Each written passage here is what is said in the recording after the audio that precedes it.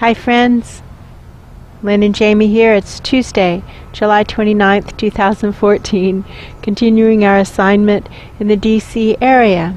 Today I'll be facilitating a healing for Jamie.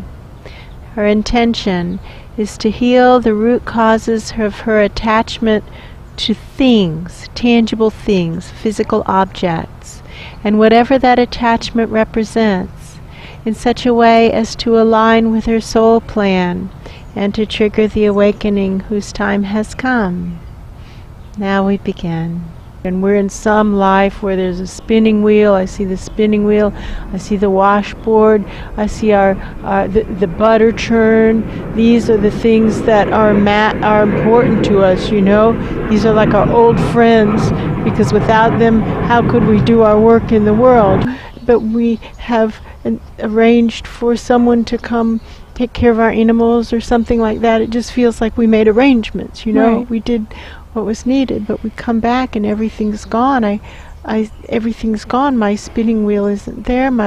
Nothing's there. It's like my wash tub isn't there. My washboard isn't there. My butter churn isn't there.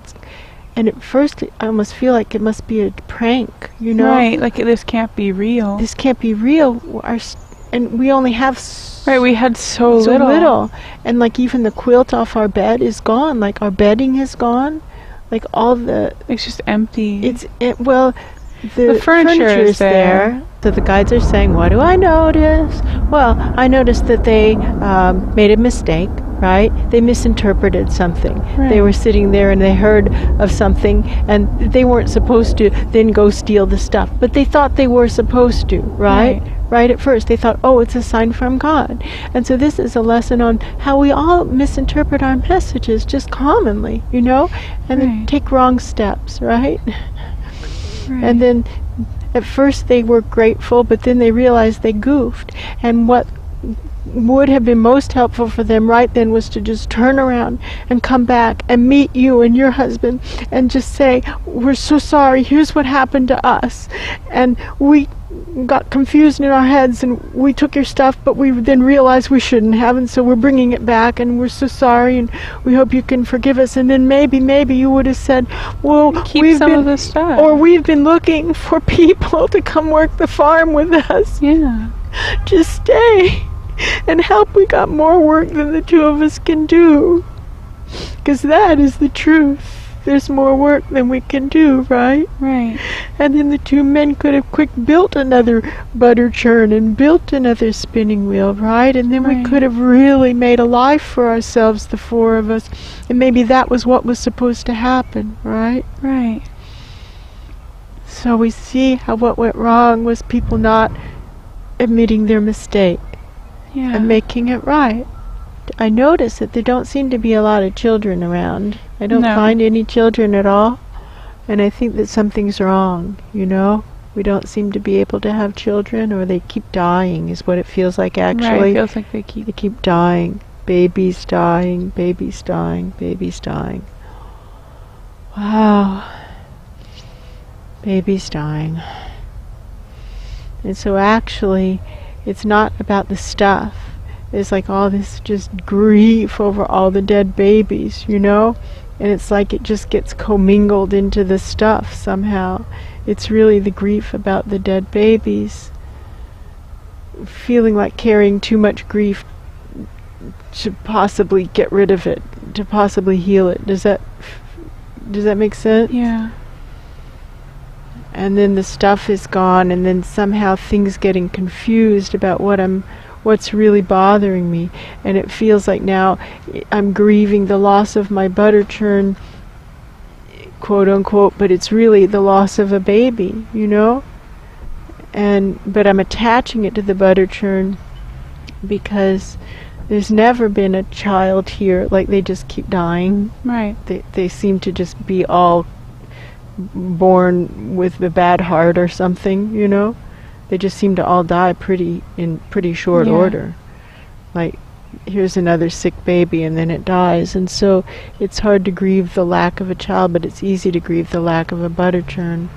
Because it used to sit right there by the fireplace, and it's easy to grieve the lack of the spinning wheel because it used to sit right there, you know? Right. by the chair. And the people who took our stuff, they're feeling, at least we didn't take their furniture. You know, they'll be okay. We didn't take their furniture. We don't even have furniture, you know. Right.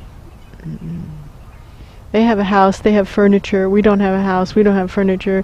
They'll just need to replace their stuff. They'll be okay.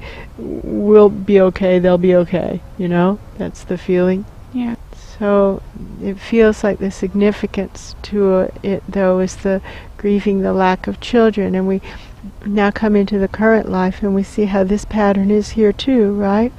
Because we see how our life that we thought we were going to have isn't the life that we're actually going to have, right? Right. For any of us on the biosphere, right? Right.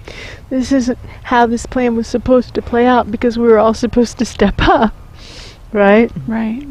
But that isn't what's happening, and instead the plan is shifting, right? Pretty hugely and significantly, right? Right. And so now our questions become, oh, is there going to even be a mate for me, you know? How am I going to have any kind of normal life? Right? Right. There we go. There we go. And so we see how just as in the past life there was a confusion of what was being grieved, right? That in the current life there can equally well be a confusion of what is being grieved. Does that make sense? Yeah.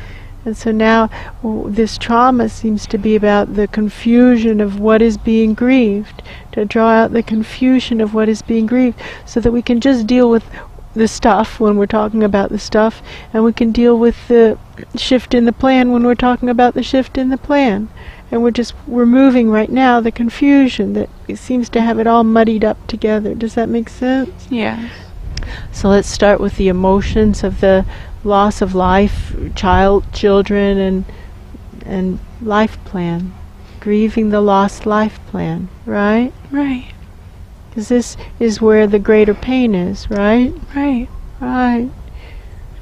Right.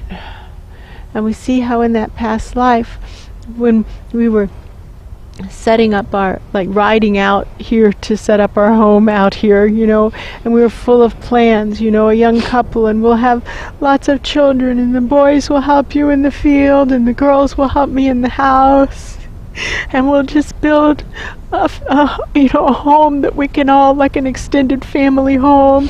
And it was a wonderful vision, right? Right.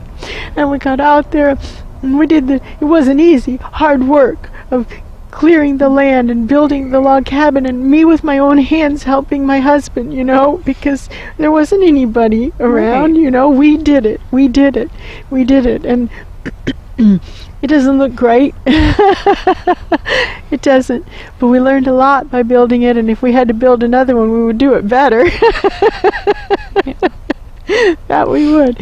And the trees that we cut down for clearing, we used every bit of the wood. We turned it into our furniture and our stuff, you know.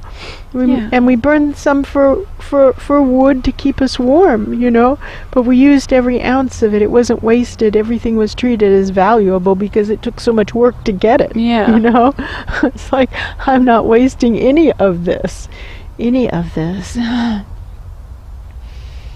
And it took a long, long time. In the first year, it's not that we were sad when the baby died, because we weren't, but we said, oh well, we still have so much work to do. Right. Maybe it's better this way. Maybe it's better this way. It's God's will. God's will.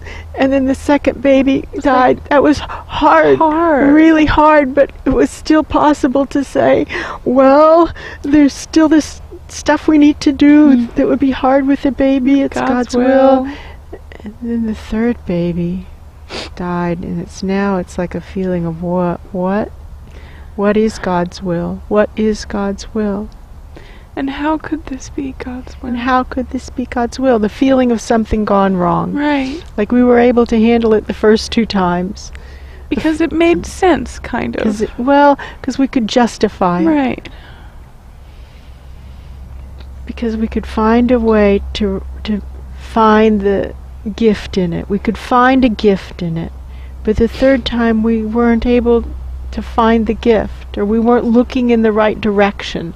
That's it. We weren't looking in the right direction, and therefore weren't able to find the gift. We just weren't looking at the gift. We weren't looking at the gift. All we could see was the loss. So now that's what we're supposed to do right now, is find the gift in the shift of plan and not just look at the loss, because it's easy to see the loss, right? Right. And in that other life it was also easy to see the loss. What was hard was to find the gift. So now to find the gift. And now something is exiting out the back. It looks like ghosts or something exiting out the back of the heart, just calling for rescue spirits or light beings who know exactly what to do whatever is needed with that. Doesn't feel like rescue spirits. It feels more like toxic waste disposal people. Like these are our ideas about the shifts in plan, feeling like loss is happening rather than gain. Does that make sense? Yeah. Feeling like loss is happening rather than gain, when the truth is, when we're stepping up, does our life plan get better, not worse? Yes. It's still a change though, right? Right. Right. So seeing how it is to walk away from a society that says, just play small with me, just stay stuck with me. Right? Right. Is that the message of society by and large? Yes. Play small with me, stay stuck with me. Not the message of calling each other into our greatness. Yeah. But in the new order, calling each other into our greatness is going to be more acceptable, right? Right. More acceptable. And so then as we call each other into our greatness, some people will really, really step up and will surpass us in greatness, right? Yeah. As they should, right? Right. As they should. And that will be a wonderful thing to see. We just start now by taking our steps, step by step, left foot, right foot, doing what we can do to march into our own greatness, to step into greatness ourselves, so that we're able to hold that vibration of stepping into greatness, right? Right. And then as other people who are really on the edge of being able to do that also, as they come into contact with us, it will be an inspiration to them too, yes? Yes. And some of them will just poof, blast past us like we're sitting down, right? Right. Right. They will. They will. And what a joy it will be to meet them. Yes? So I'm just going to ask for a future being that's far enough in the future that has mastered the art of seeing the gifts in all the situations. Wow. And here comes someone from several lives in the future. Very helpful, right? Right. Very helpful. So tuning to that vibration. The art of finding the gift. The art of finding the gift is a beautiful skill for living, isn't it? Because there's a gift in every situation. And when we can find the gift in it, then we can feel our hearts open up, feel the energy expand rather than shutting down, and move forward, find inspiration and hope rather than a reason to shut down. It's like, wow, my old life that I thought I was going to have isn't the life I'm going to have. I'm going to be hopeful and inspired by that. I'm choosing to be hopeful and inspired by that, for real, not just giving it lip service. That doesn't do anything. That's a lie. That makes it worse. Right.